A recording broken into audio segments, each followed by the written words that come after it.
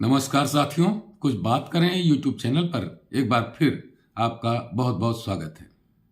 मनुस्मृति के संबंध में ये धारणा बैठाई गई है कि यह सवर्णवादी ग्रंथ है और सवर्णों को इसमें विशेष सुविधाएं प्राप्त हैं, जबकि इसका अनुशीलन करने पर, इसका अध्ययन करने पर एक बात समझ में आती है कि इसमें सभी वर्ग के लोगों को समान रूप से उनके साथ व्यवहार करने की शिक्षा दी गई है।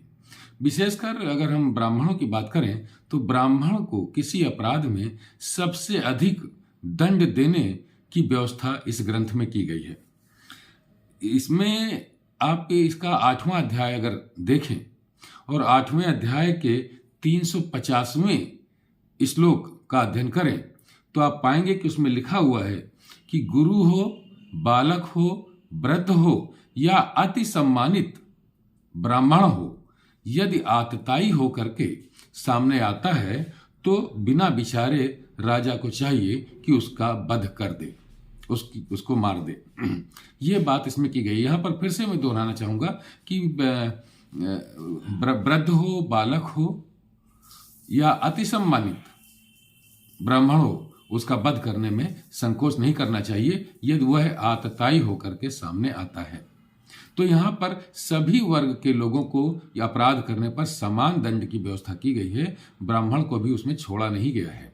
इसी तरीके से अगर इसी अध्याय यानी 8वें अध्याय के 338वें श्लोक को हम देखते हैं तो उसमें पाते हैं कि उसमें लिखा हुआ है कि चोरी करने पर यदि शूद्र को 8 पैसे का दंड दिया जाता है तो वैश्य को उसी अपराध में 16 गुना अधिक दंड देना चाहिए, क्षत्रिय को 32 गुना दंड देना चाहिए और ब्राह्मण को 64 गुना या उसका भी 2 गुना 128 गुना दंड देना चाहिए।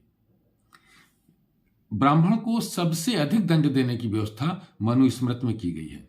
उसका कारण यह है कि जो व्यक्ति समाज के प्रति जितना अधिक उत्तरदायी यानी जिम्मेदार समझा गया है, अपराध करने पर उसको उतना ही अधिक दंड दिया जाना चाहिए।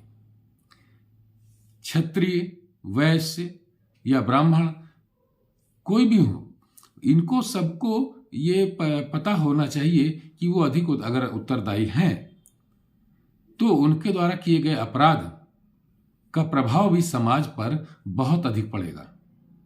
जब बहुत अधिक उनके द्वारा किए हुए कार्य का प्रभाव समाज पर पड़ेगा तो उनके द्वारा किए गए अपराध का भी प्रभाव समाज पर बहुत ज्यादा पड़ेगा। इसलिए इसमें कहा गया है कि ब्राह्मण को सबसे अधिक दंड देना चाहिए। साथियों, मनुस्मृति के बारे में अनेक भ्रांत धारणाएं फैलाई गई हैं, जबकि ये जो 2 श्लोक मैंने आपको सुनाए, यहां पर ब्राह्मण को कहां विशेष सुविधाएं दी गई हैं, बल्कि अपराध करने पर सबसे अधिक दंड की व्यवस्था उसमें की गई है।